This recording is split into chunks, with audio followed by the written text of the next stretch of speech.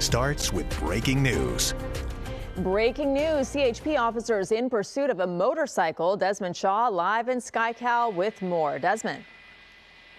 Well, Rudabeh, it is a motorcycle, and as they often are, wanted for speed once again. And this is what we have recently begun to dub as the Baldwin Park Special. That is the nightly occurrence of a motorcycle that refuses to pull over for CHP when they light them up, and it has happened yet again. So this has covered some ground. This came out of Baldwin Park, like I said, and we are really flying here. You can see over 100 miles an hour. Really tough to follow this shot because not only are we going to be dealing with LAX's airspace, but we have kind of some weather issues. We have to be down at the same altitude as law enforcement, and when it is kind of like that, we obviously need to give them a wide berth. So we're looking from more than a mile away as we fly towards the LAX area. So we came from Baldwin Park, south 605, westbound 105, and really just hauling here towards LAX. We've seen speeds over 100 miles an hour, crisscrossing lanes all over the place, single person on this motorcycle. We'll see what their move is going to be. The sheriff's helicopter overhead. Haven't seen any units directly behind this person since we got overhead this one.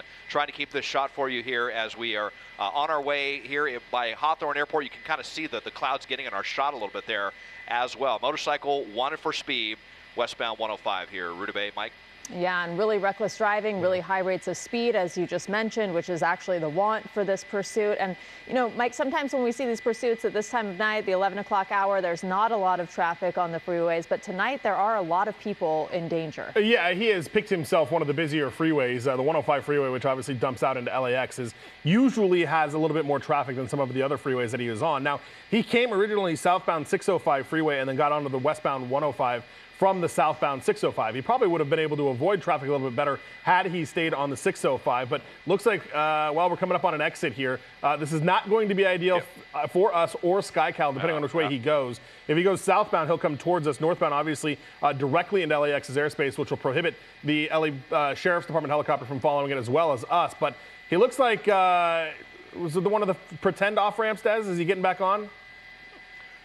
I think this is, if it's, I think this, it might be collector lanes right here. Yeah, you have the option, I believe, already to get off at Prairie. Well, actually, let's see if this is going to take us, no, maybe this is going to take us off of the freeway here. What a long ramp this is. Yeah, this is going to be taking us here off of the freeway. Just amazing freeway infrastructure here. Okay, so we're off now at Hawthorne Imperial Highway, and he is going north. And look at this, cutting across lanes. How audacious right there, going right between there. That was pretty crazy, especially for a motorcyclist. If someone wasn't paying attention, it would have been game over for this guy. So into a residential neighborhood here. We'll see if this is calculated. This is going to be tough for everyone to follow because we are right up against LAX's airspace, which, as we've been warning you about lately, has even been a big problem for law enforcement. Plus, we kind of have some weather issues. They're not so low that we can't fly. We just can't really climb. That's kind of the other problem, to try to give you a better shot. But still going some pretty high speeds here through these neighborhoods as we make our way westbound. Could have been another close call right there. But this motorcyclist continuing to get a little bit farther away from us. Let's see what they do here as we get up to this busy intersection. Okay, a southbound turn now into Inglewood Avenue.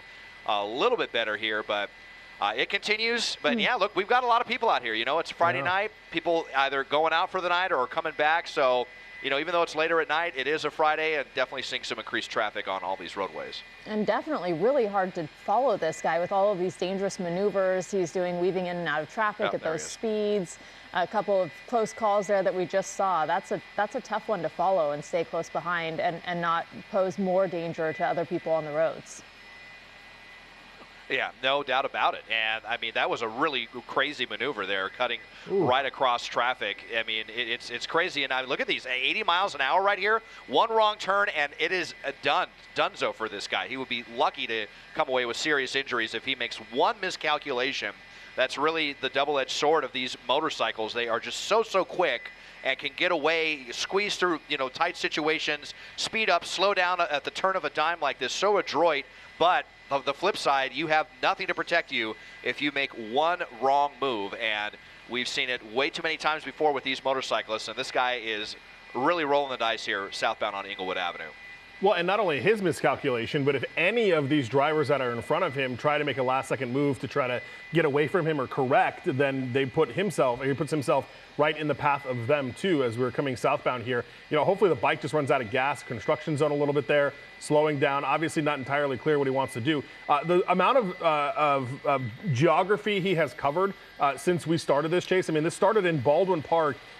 Right a couple minutes before the 11 o'clock, we were southbound 605, and then all of a sudden, all the way through to the west side here in the Hawthorne area. So he has covered a significant amount of ground, Rudabeh, since we've even started this, and that's evident by the speeds that he is going, and by the fact that it's not that CHP doesn't want to be behind this guy. They've had such a hard time even catching up to him to try to get behind him and chase him. As we go back onto the 105 freeway here, back northbound, Des, is this the one, what is this, the 405 now?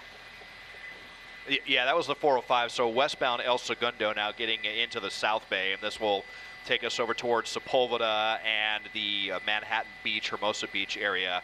All of those nice little beach towns if he continues on this trajectory. So south of LAX, first time we've seen him, stop just briefly there and then just, right through that light. So yeah, like Mike said, I mean, when you're dealing with a motorcycle, it can just be so difficult for these officers to catch up on the ground. And I mean, I feel like even the helicopter is having some trouble, even though we're clear of the LAX airspace here for the moment, and the shot getting kind of far away from us as well, as we allow that helicopter to try to catch up to the suspect to try to monitor it a little bit better through another red light there. But yeah, someone fiddling with their radio or trying to text or something like that, which is obviously way too common on roadways. We see it every day, and that's it. It doesn't matter how good of a driver this motorcyclist is.